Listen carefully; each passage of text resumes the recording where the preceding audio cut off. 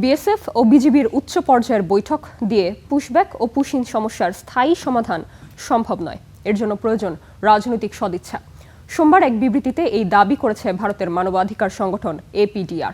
আদালতের নির্দেশ ছাড়া জোরপূর্বক পুশব্যাক করাকে আন্তর্জাতিক আইন ও মানবাধিকার বিরোধী বলে সমালোচনা করেছে সিপিআইএমও।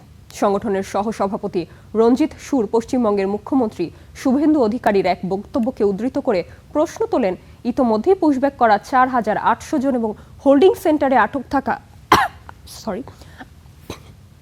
৮০০ জনের পরিচয় কি?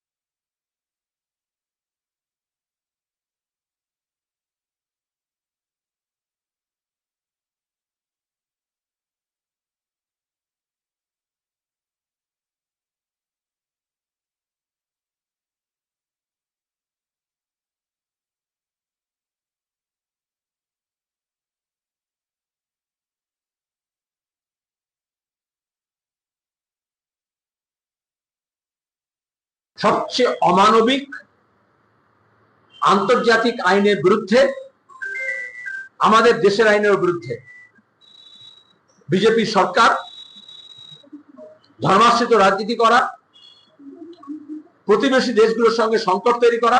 তাহলে আমি সবার ভালো যদি না করি, আমি কয়েকটাগুলো অসহায় মানুষকে বিপদে ফেলতে পারি, তাতে কি আনন্দ পাও? অমানবিক এই জন্য বললাম যে এক সময় দেখা গেছে যে কিভাবে নৌকোয় করে বিএসএফ তুলে নিয়ে গিয়ে সুন্দরবনের ওখানে জলে ফেলে দিয়েছে, যাও তুমি চলে যাও।